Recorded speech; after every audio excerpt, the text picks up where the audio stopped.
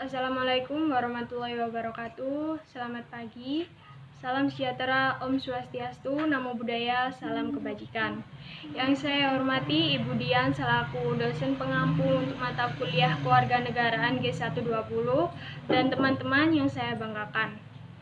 Kami dari kelompok 3 ingin memaparkan materi kami dengan judul Potensi Ancaman dan Keuntungan dari luas wilayah NKRI. Sebelum itu, izinkanlah saya untuk memperkenalkan nama-nama dari anggota kelompok 3. Yang pertama, ada Muhammad Yoga Firnanda dengan NPM 152, Rohadatul Sabila dengan NPM 244, Aulia Rahma Zahra dengan NPM 245, Chandrawati Dasuba dengan NPM 249, Galuh Chandra Mustika Dewi dengan NPM 252, Revi Ardiana Putri dengan NPM 253, Rindi Melita Absari dengan NPM 255, Pedianti Permata Putri dengan NPM 258, Fadila Aurelia dengan NPM 259, lalu yang terakhir ada saya sendiri, Erika Yulana Putri dengan NPM 264. Yang pertama ada keuntungan luas wilayah Indonesia. Seperti yang kita ketahui, negara Indonesia memiliki luas wilayah yang sangat luas. Tentunya hal ini memberikan dampak bagi Indonesia itu sendiri, baik dampak positif maupun dampak negatif. Nah, berikut ini saya jelaskan dampak positif atau keuntungan memiliki wilayah negara yang luas serta kerugiannya. Oke, yang pertama ada dampak positif dari memiliki wilayah negara yang sangat luas. Yang pertama, mempunyai peluang kerjasama ekonomi di wilayah perbatasan laut maupun darat dengan negara tetangga. Kemudian yang kedua, mempunyai kekayaan alam yang melimpah dan tersebar di berbagai wilayah. Selanjutnya, yang ketiga, mempunyai keanekaragaman budaya yang unik dan beragam di setiap wilayah. Kemudian yang terakhir, wilayah luas sebagai jalur perdagangan dunia. Nah, selanjutnya, yang kekurangan memiliki wilayah negara yang sangat luas. Yang pertama, banyak budaya asing yang menyebar ke berbagai wilayah Indonesia. Kemudian yang kedua, banyak terjadi eksploitasi alam secara besar-besaran. Yang ketiga, persebaran penduduk yang tidak merata. Dan kemudian yang terakhir nomor 4, sulitnya pengontrolan tata sosial. Alasan luas wilayah menjadi sebuah ancaman bagi bangsa. Indonesia memiliki luas wilayah dan keanekaragaman yang sangat luas, yang dimana terpisah oleh pulau-pulau. Namun, dari kelebihan tersebut, ada banyak kekurangan yang masih perlu diperbaiki. Sebagai salah satu contoh adalah percepatan pembangunan dan pemberdayaan masyarakat yang belum merata. Ancaman yang dapat muncul dengan kondisi wilayah sebagai negara kepulauan antara lain, pertama, kurangnya penghargaan terhadap kemajuan yang bersifat heterogen, kedua, kurangnya toleransi antar golongan, dan ketiga, kurangnya kesadaran dari masyarakat Indonesia terhadap ancaman atau gangguan dari luar. Dengan tambahan, ada 3 ancaman ketahanan nasional yang harus dihadapi oleh pemerintah dan masyarakat Indonesia, ialah di bidang pertahanan dan keamanan, atau ancaman militer, ancaman ekonomi, dan ancaman ideologi. Apabila hal tersebut tidak dihiraukan, maka akan mempengaruhi terhadap ketahanan nasional. Baik, materi selanjutnya yaitu mengenai ancaman yang timbul akibat luasnya wilayah Indonesia. Sebuah negara harus selalu memiliki sikap kewaspadaan terhadap berbagai ancaman, baik ancaman pertahanan maupun keamanan nasional, terutama bagi bangsa Indonesia. Ancaman ini dapat timbul yang mana diakibatkan oleh luasnya wilayah dan juga bertambahnya jumlah penduduk. Ancaman yang terjadi seperti yang pertama yaitu unimultipolar. Unimultipolar adalah pergeseran kekuasaan karena adanya kepentingan yang menjadi keutamaan untuk dapat melintas ideologi. Yang kedua yaitu terorisme. Terorisme adalah sekelompok orang yang melakukan tindakan kekerasan dengan tujuan untuk menimbulkan ketakutan.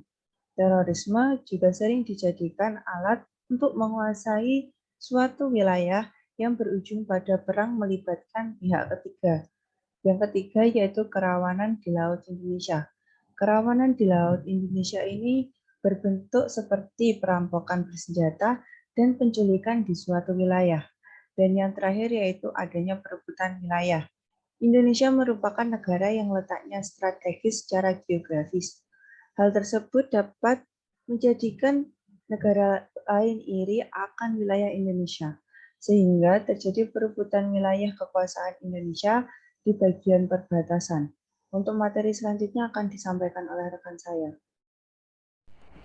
Upaya dalam menjaga luas wilayah dan keutuhan Indonesia. Negara Kesatuan Republik Indonesia atau NKRI adalah sebuah bentuk negara yang terdiri atas wilayah yang luas dan tersebar dengan berbagai macam adat, suku, keyakinan, serta budaya yang memiliki tujuan dasar menjadi bangsa yang merdeka, bersatu, berdaulat, adil, dan makmur. Tujuan dan fungsi NKRI adalah melindungi segenap bangsa Indonesia dan seluruh tumpah darah Indonesia, memajukan kesejahteraan umum, mencerdaskan kehidupan bangsa, dan ikut melaksanakan ketertiban dunia yang berdasarkan kemerdekaan, perdamaian, dan keadilan sosial.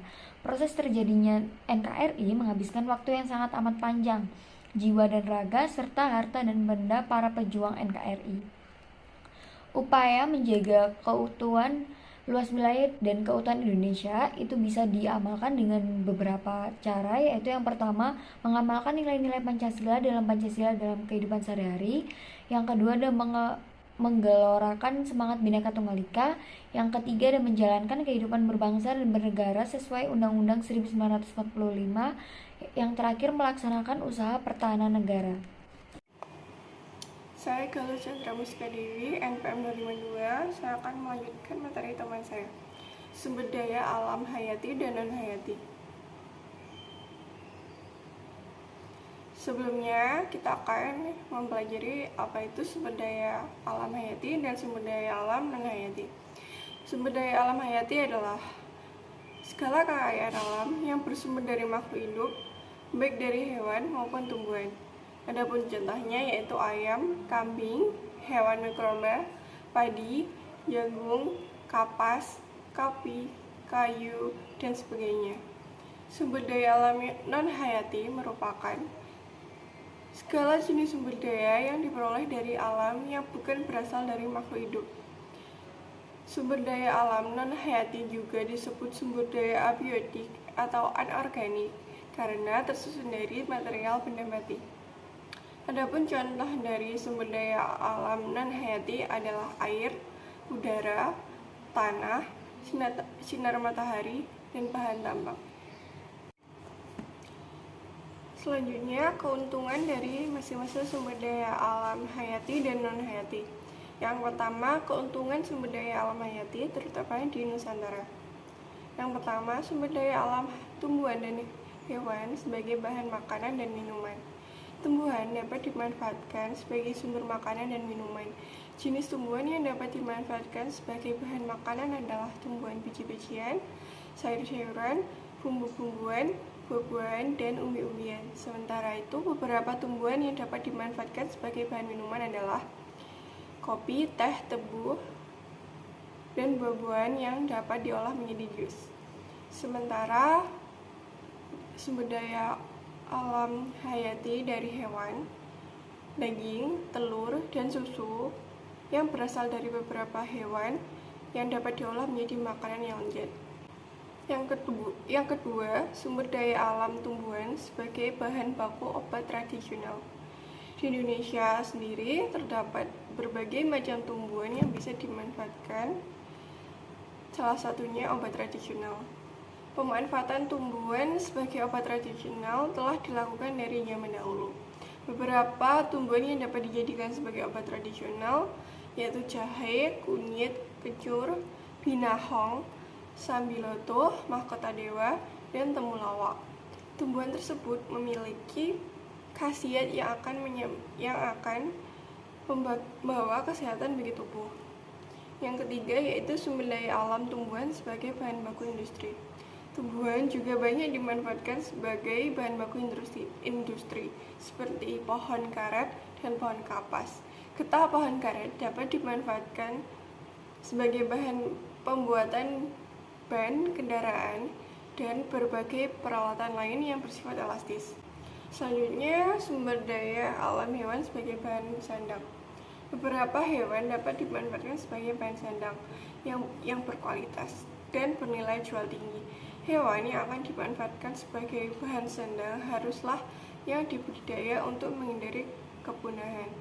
Beberapa bentuk pengolahan hewan menjadi bahan sandal yaitu bulu domba sebagai bahan pembuatan wol, kepompong ular sutra sebagai bahan pembuatan kain sutra, serta kulit sapi, ular, kerbau, dan buaya sebagai bahan pembuatan tas, sepatu, jaket, dan pelapis sofa. Selanjutnya yaitu keuntungan sumber daya alam non-hayati.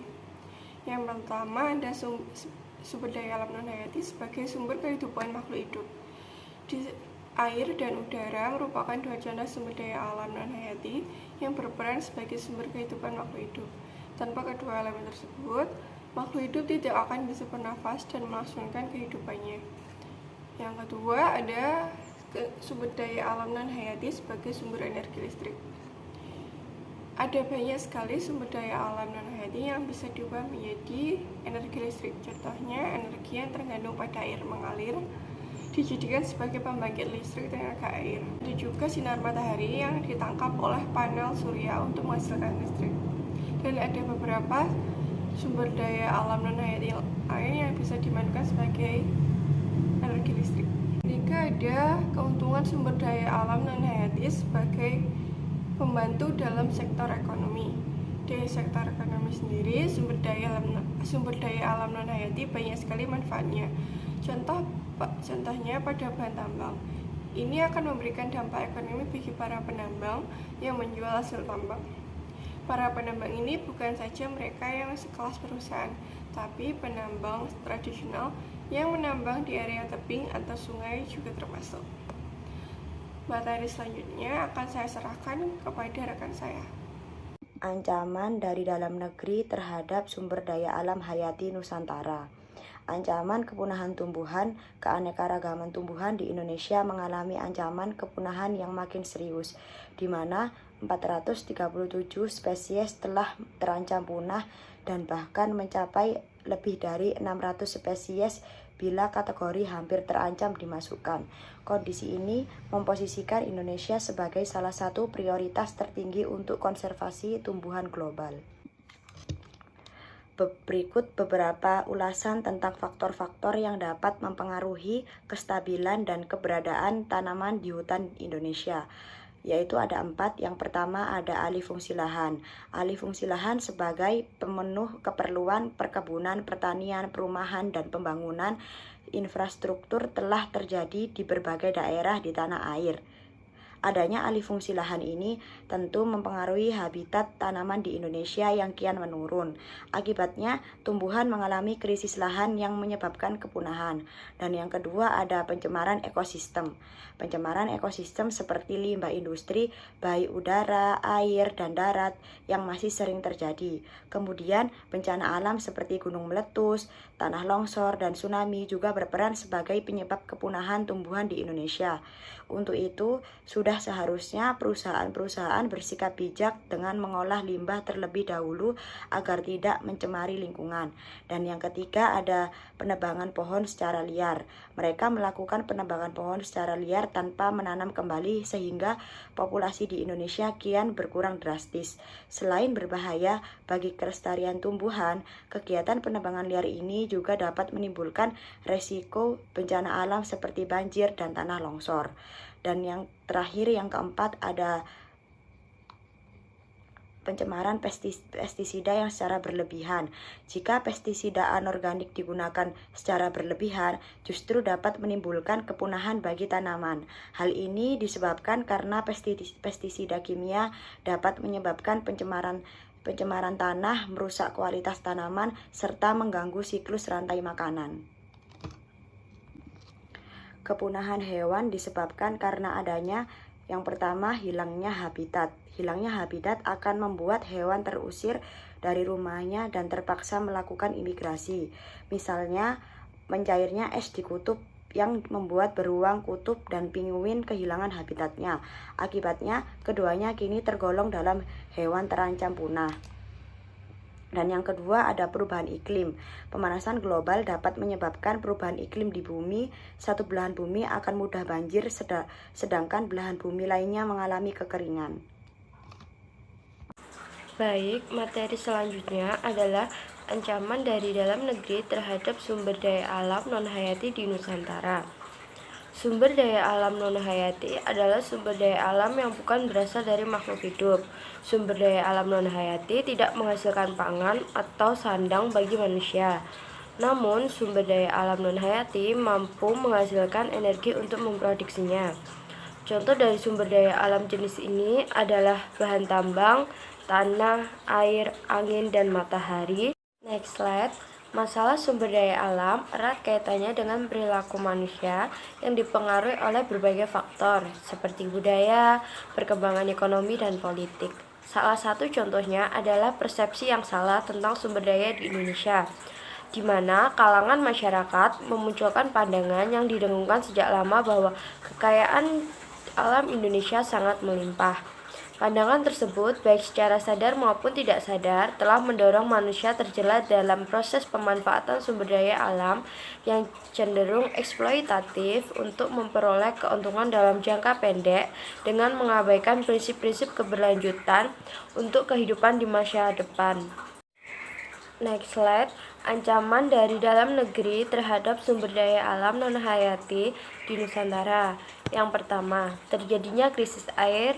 Terjadinya krisis air sering dikaitkan dengan krisis of governance yang menunjukkan bahwa masalah air tidak semata masalah pengelolaan sumber daya air atau masalah operasi dan pemeliharaan infrastruktur sumber daya air, tetapi masalah yang terkait dengan struktur sosial dan politik.